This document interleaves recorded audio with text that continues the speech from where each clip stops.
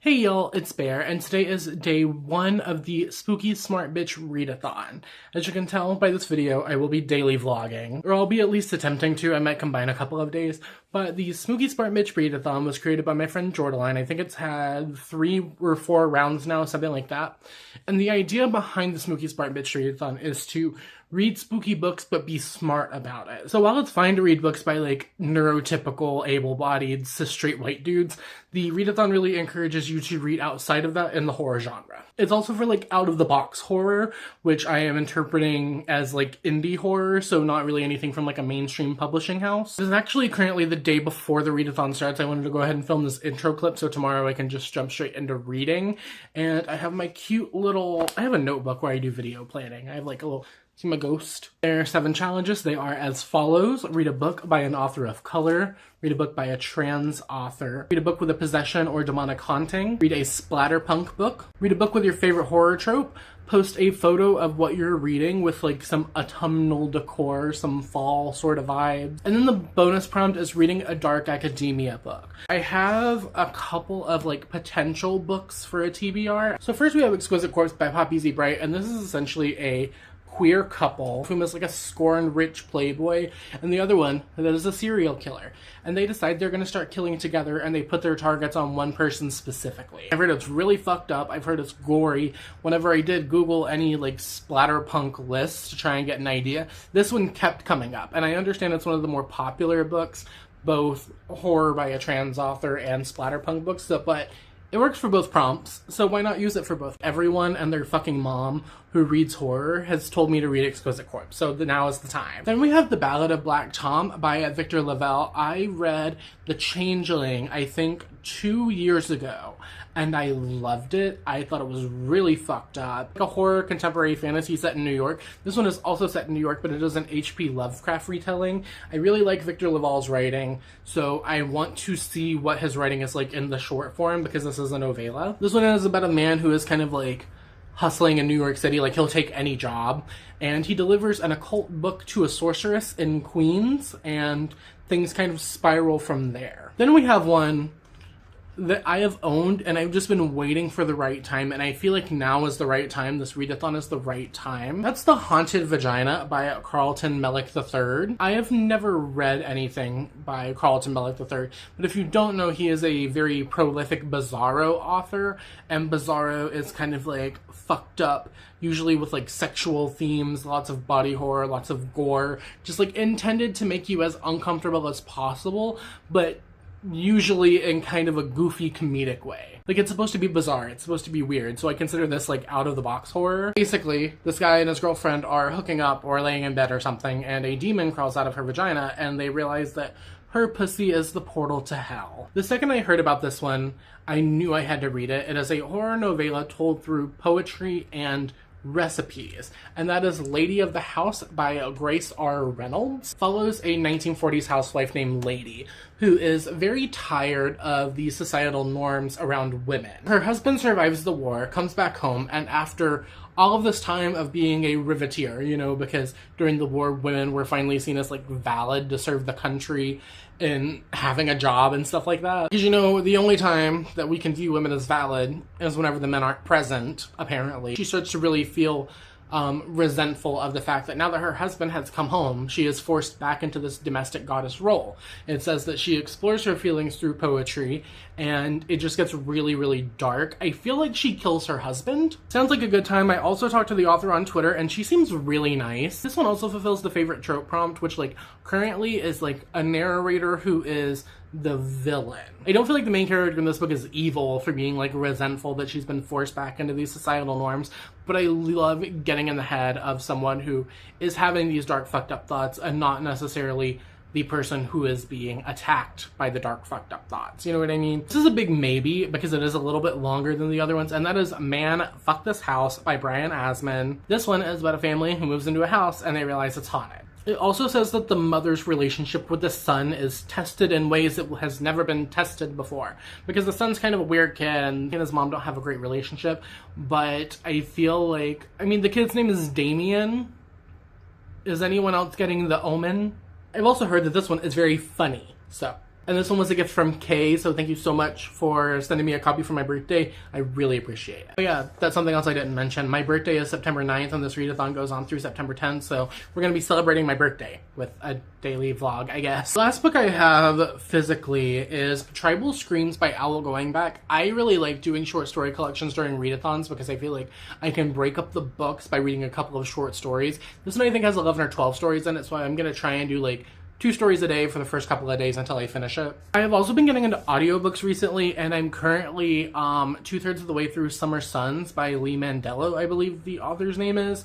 That one is also a trans book. It is Southern Gothic. It's basically like the most homoerotic version of Fast and Furious that you can imagine, plus ghosts. But there's also lots of discussions of grief and stuff in it that I personally am finding very impactful to my current experience. Funny, I was also budding reading this with Jordaline, but Jordaline reads audiobooks on 2x speed, and I cannot do that. So I have a couple hours left in the book, and since I don't have a Dark Academia book on my TBR, I think I can read during the readathon. I think I might just finish Summer Suns and count that because it is billed as Dark Academia. So I wanted to kind of embrace the Jordaline essence in these videos, right? Originally my plan was to do an entire vlog as Jordaline with like a pink wig and like big acrylic nails and just really like play the part of Jordaline.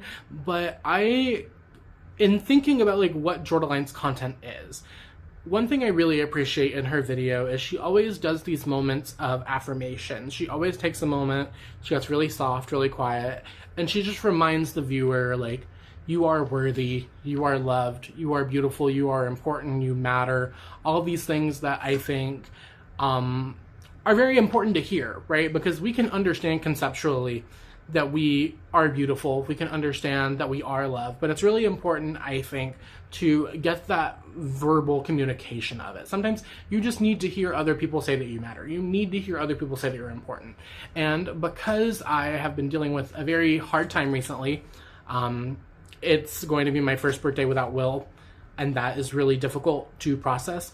I came to the realization, in thinking about all of these things together, that I have not necessarily been nice to myself. I have not been kind to myself. I have not been treating myself with the respect that I would like to get from others, or that I would give to someone else who is in the same situation.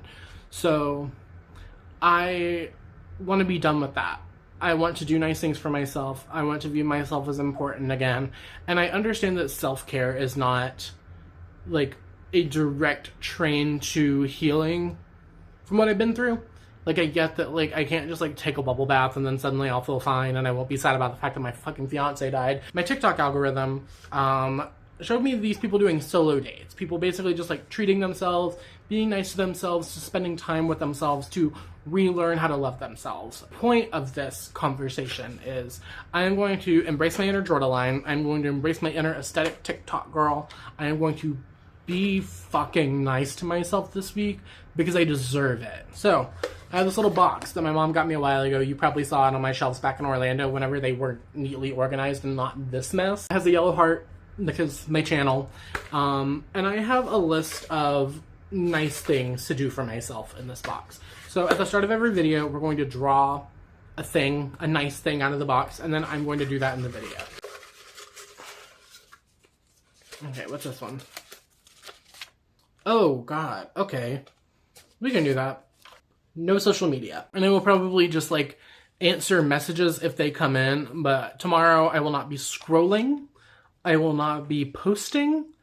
I will not be doing anything except uploading this vlog and replying to messages that come in. I'm going to take this and I'm going to put it up here so it won't go back in there so we can have the same thing over and over again. So we're going to cut it here and then I will update you tomorrow when I start reading. Okay, bye. Currently 12:05 a.m. The readathon has officially started and I am going on a 24-hour social media break. I went on my stories and I talked about it and it was like, if y'all see me posting on stories, if y'all see me reacting to your stories, viewing your stories, I want all of you to yell at me. Also, today was like a get your shit together day. I have done laundry, I washed my bedding, I cleaned, I've been like a domestic person today. Today has been about like getting the living space in order. So Laundry is currently still in the dryer. That's why I do not have a shirt. So if you see a nipple, I'm sorry. I will do my best to edit it out. It's fitting to read this after the kind of day I've had. It should not take very long at all because it is pretty short, and it is also, as I mentioned, told through poetry. So excited to read that. Gonna try and knock it out before bed because I am trying to start going to bed at a regular person time and not like 4 in the morning. I'm hoping I can do it in like 2 hours, knock it out, and then we'll wake up tomorrow and start fresh. Or wake up today and start fresh. We're just gonna read the book, and then I will let you know whenever I'm done with it or like halfway through it or something like that.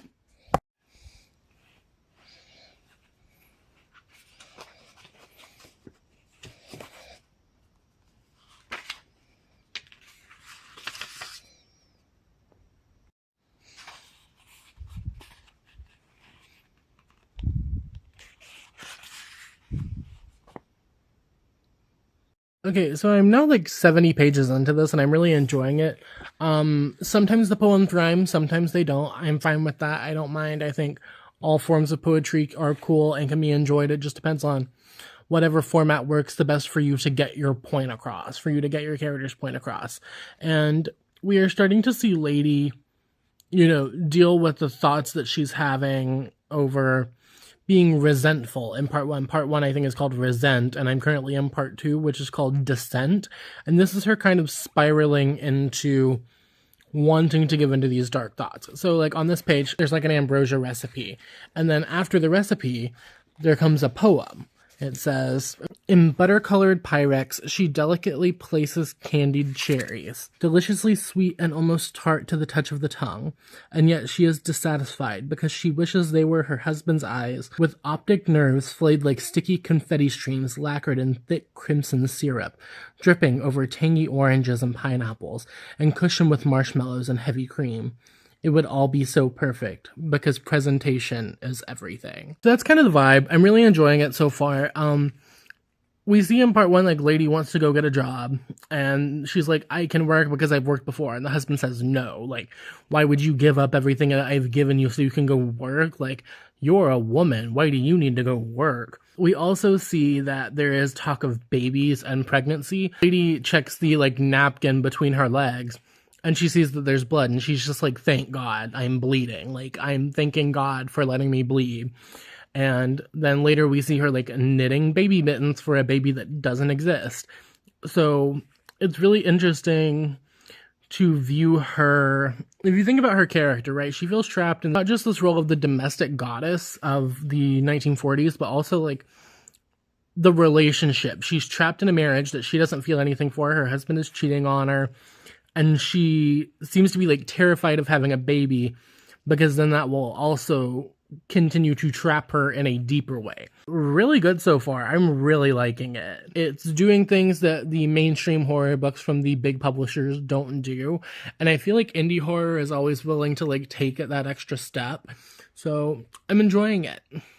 Good morning. It is currently, like, I want to say 7 a.m., I think. I got up at 6:30, which, my God, is early for me. I finished Lady of the House. I really enjoyed it, but I'm going to hold off on rankings until the actual, like, last vlog, so I can do, like, a little wrap-up of everything together. Let's just call this book, like, I Love Lucy with some really intrusive thoughts. It has less than 40 ratings on Goodreads. Read more indie books, y'all, because some of them are good. So I went to bed last night way earlier than I usually do. I just let myself go to sleep when I was tired, instead of feeling compelled to scroll on the internet. I just put on a YouTube video, put my book down, finished it, and went to bed. And now, look at me. I am up with the sun, which you can't see because my curtains are... There's a little bit of sunlight right there. So I have my breakfast started. I'm almost done with my first bottle of water. My dad is having some friends over tomorrow, so I need to, like, help get the rest of the house ready for that. So, probably gonna clean today, gonna listen to the Summer Suns audiobook while I do, like, dishes and shit like that. I want to take some Bookstagram photos today because I got a really cool idea for one while I was reading Lady of the House. So, I want to do, like, the vision. We have a watermelon. And the vision is, like, a heart of watermelon on a plate with a knife. I don't know, we'll figure it out. Reading plans for the day, listening to the Summer Suns audiobook, and then one of these two. I don't know yet which one. The Ballad of Black Tom or the Haunted Vagina. I'm gonna make it a good day. I am feeling a little bit of FOMO for not being able to check my Instagram though, but we'll make it through.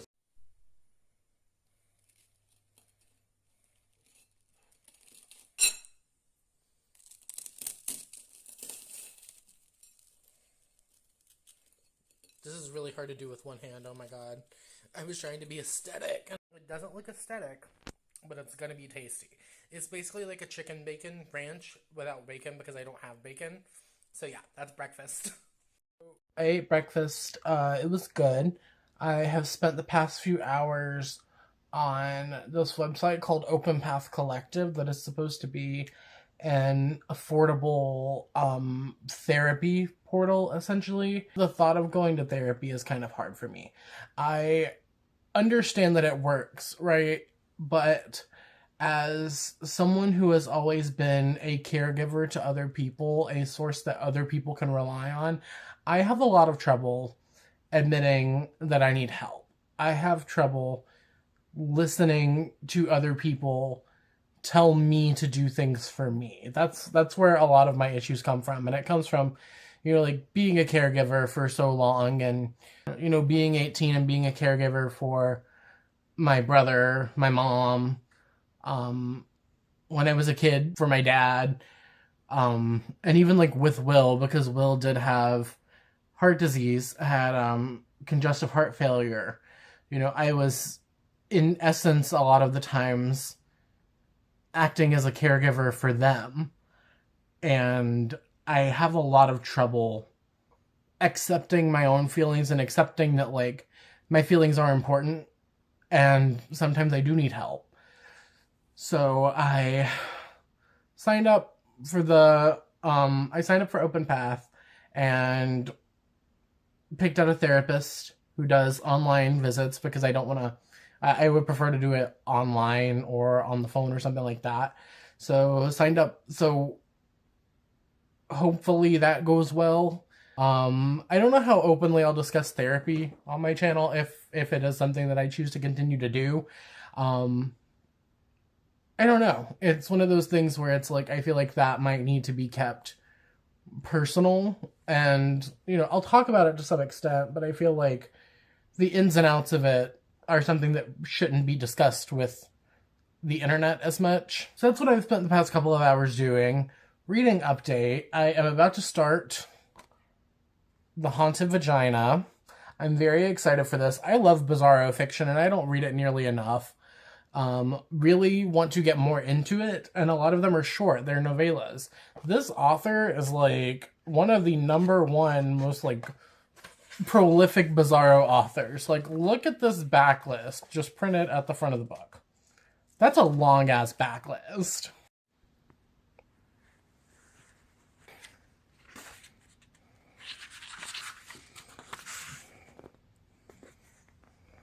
It was like listening to the ocean in a hairy flesh seashell. Okay then. Well, what the fuck am I doing reading this? So 3 chapters in, we learn about how Steve and Stacy, our couple, met. They fell asleep on each other on the bus and then went back to Stacy's house to sleep together. But they just slept for like 3 months. They didn't like have sex. They kept their pants on. They just slept.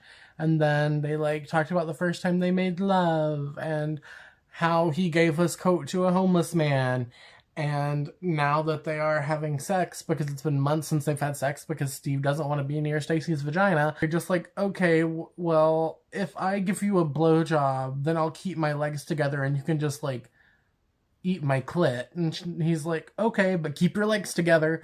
And then she starts to, like, spread her legs a little bit as she gets closer to orgasm, and there's, like, moaning coming from her vagina. Her stomach starts to inflate. Bizarro is also body horror, I should mention. There's lots of body horror in Bizarro, and, like, sex-based horror. It says she looks like she's 9 months pregnant, and out of her vagina pops, like, skeleton hands and heads. So he's trying to, like, pull it out of her, and it's stuck inside her, and it's just a very weird sequence. This is why I like Bizarro, because this shit, like, where else are you gonna find this shit, honestly? It's different and it pushes boundaries and comfort limits in a really interesting way, which is, I think, what the basis of Bizarro is. This weird thing where he's like, oh, she's tall for an Asian girl. And then he's like, oh, her nipples are the color of cocoa. And I'm like, can we not do that? Like, I understand that the premise of Bizarro is to push boundaries and make people uncomfortable, but can we, like, I hate the food descriptors. Let's not do the food descriptors. It's not that hard to think of another word to describe someone's nipples other than cocoa. Like, I don't know. It's just, I'm having fun with the haunted possession aspect. Also, it really turns her on that he's so scared of her vagina. That's a little odd to me. But, you know, we're rolling with it. We're reading it. I'm going to finish it today. It's very short. It's very fast. It's easy to read. Yeah, I guess I'll update you when I'm done with this book about this demonic womb. This haunted vagina. Okay. Hello. So I took a nap after I finished The Haunted Vagina. I don't have the words. So it's not so much that Stacy's vagina is haunted, it's that it's like a portal to this like kind of Alice in Wonderland sort of thing. She encourages Steve to go in her vagina, and he does like a regular scouty kind of mission, I guess, when they're both drunk, comes back, goes back in later, and gets trapped by a woman named Fig, who it turns out was Stacy's imaginary friend who would crawl out of her vagina and play with her whenever she was 6. Gets really weird, really... I don't know how to describe this book, but basically whenever Steve gets there, he meets Fig. He learns about this cancer that is essentially like decimating the population of people inside Stacy's vagina, and how whenever people enter, the females of the species will release pheromones that will cause the males of the species to transform into their species so that they can mate. Also, we learn that the village, I guess, I don't know, the realm, the pussy realm, transfers from mother to daughter. And Stacy gets pregnant, so there is no way for Steve, who is now a magical vagina creature, to leave her. Like, he's just stuck now because he's inside the baby's vagina inside of Stacy. This may be the weirdest book I've ever had to explain. Not like the hardest to explain, but like the weirdest one. I don't know, like I said, I'm saving my ratings until the final wrap-up portion, but I need to go get ready. It's currently around 5:30, and Dad and I are going to go make a Walmart trip, and we're going to get some stuff for the cookout tomorrow, so I might take you along with me.